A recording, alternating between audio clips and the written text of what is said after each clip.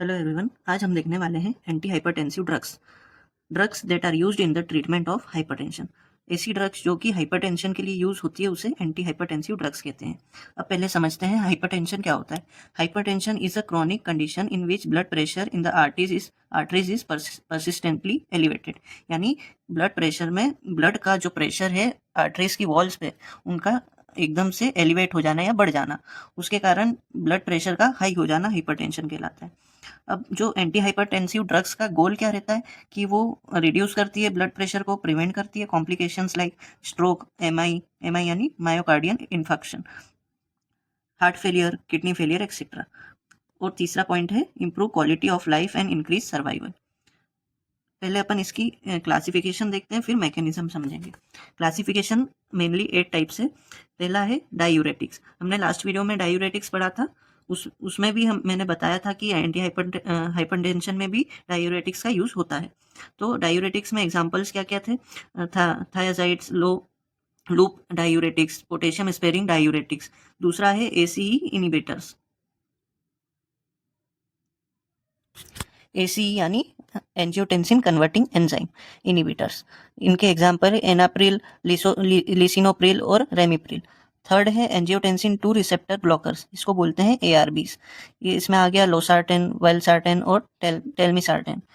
Fourth है calcium channel blockers या सीसीबीज। इनमें आ गया एम्लोडिपिन, निफेडिपिन और वेराम्पिल। फिफ्थ है बीटा एड्रीनर्जिक ब्लॉकर्स। इनमें आ गया एटिनोलोल, मेटोप्रोलोल, प्रोपेनोलोल और बिसोप्रोलोल। सिक्स्थ वाला है अल्फा एड्रीनर्जिक ब्लॉकर्स। इनमें आ गया प्राजोसिन, डोक्साजोसिन। जो भी सफिक्स होंगे उनमें जोसिन जिनमें आएगा वो है अल्फा एड्रीनर्जिक ब्लॉकर्स, और जिसमें ओलोल आएगा वो है बीटा एड्रीनर्जिक ब्लॉकर्स। ये याद रखना। फिर सेंट्रली एक्टिंग एजेंट्स, इनमें आ गया मिथाइल डोपा, क्लोनिडीन। और लास्ट वाला है डायरेक्ट वेसोडायलेटर्स। इनमें आ गया मिनॉक्सिडिल और हाइड्रालाइसिन।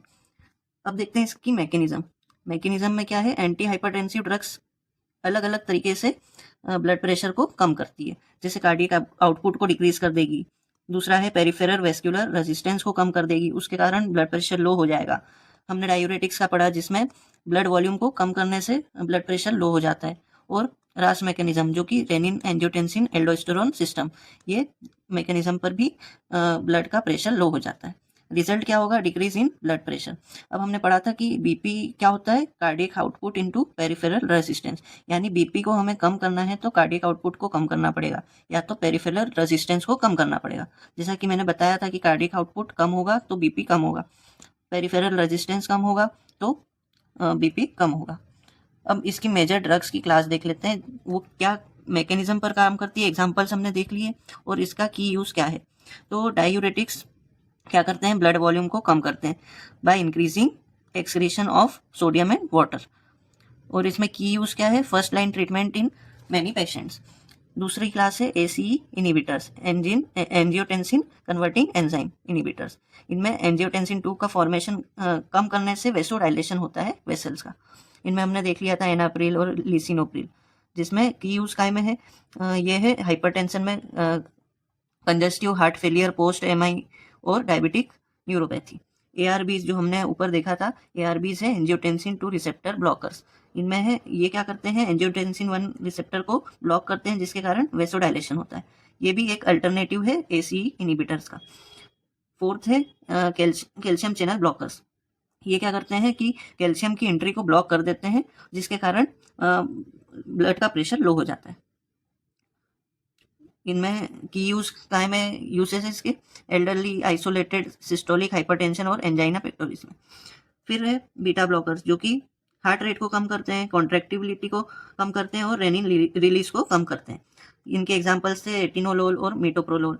ये है पोस्ट एमआई, एंजाइना, एर्थमिया और हाइपरटेंशन। मेनली इनमें हमने देखा है कि हाइपरटेंशन में ही ज़्यादातर यूज़ किया जाता है। फिर है अल्फा ब्लॉकर्स। ये क्या करते हैं? अल्फा 1 रिसेप्टर को ब्लॉक करते हैं जिससे वेसोडाइलेशन होता है। इनके भी एग्जांपल्स हमने देखे जो सफिक्स में जोसिन आते हैं, जैसे प्राजोसिन हो गया और डोक्साजोसिन। फिर ये भी क्या करते हैं? Hypertension with BPH. बीपीएच यानी बेनिगन प्रोस्टेट हाइपरप्लेसिया। ठीक है। अब देखते हैं सेंट्रली एक्टिंग एजेंट्स जो कि डिक्रीज करते हैं सिंपैथेटिक आउटफ्लो को फ्रॉम सीएनएस। और ये प्रेगनेंसी और हाइपरटेंशन में दिया जाता है।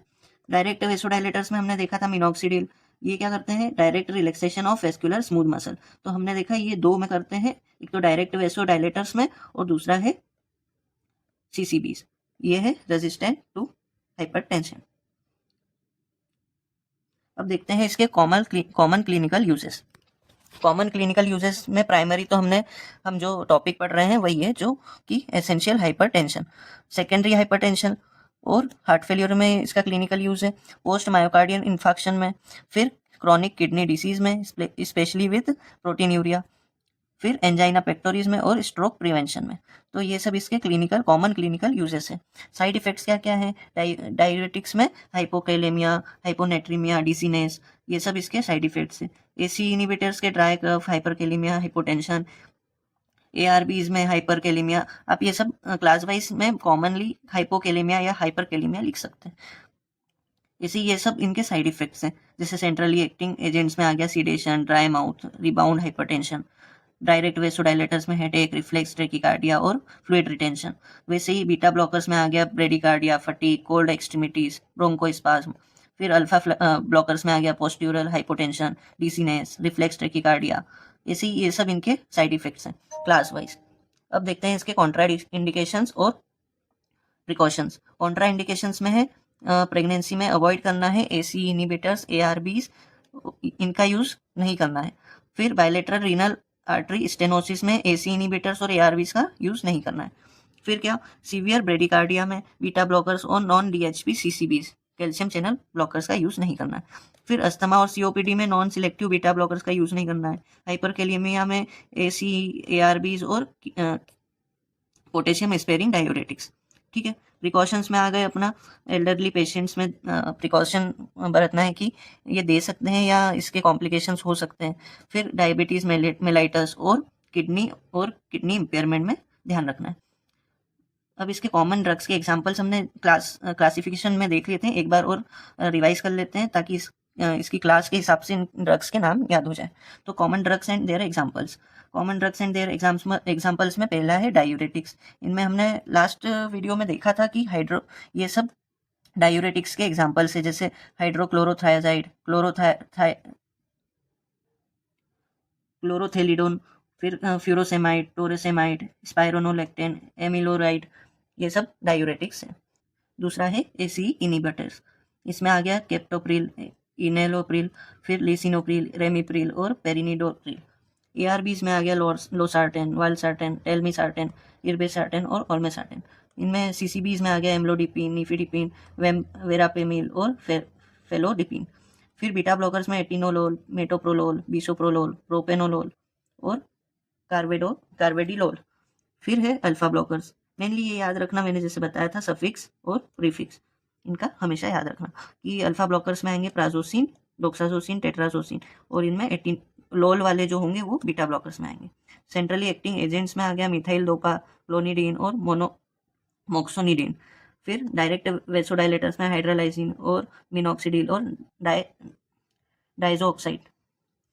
फिर हम देखते हैं लास्ट, जो कि की टेकअवेज यानी की पॉइंट्स जो कि हमें याद रखने हैं कि हाइपरटेंशन एक साइलेंट किलर है, उसमें अर्ली डायग्नोसिस और ट्रीटमेंट करना चाहिए ताकि कॉम्प्लिकेशंस बढ़े ना। फिर इनमें लाइफ स्टाइल मॉडिफिकेशन और एप्रोप्रिएट ड्रग थेरेपी से ही बेस्ट रिजल्ट्स मिलते हैं। फिर individualised therapy based on patient profile, comorbidities and tolerability. Comorbidities यानी मतलब एक व्यक्ति में मल्टीपल डिसीजेस एक ही टाइम पे होना, वो कोमॉर्बिडिटीज में आता है। तो individualise therapy based on patient profile, comorbidities और टॉलरेबिलिटी, ये सब चीज़ें की पॉइंट्स में है, इनका ध्यान रखना।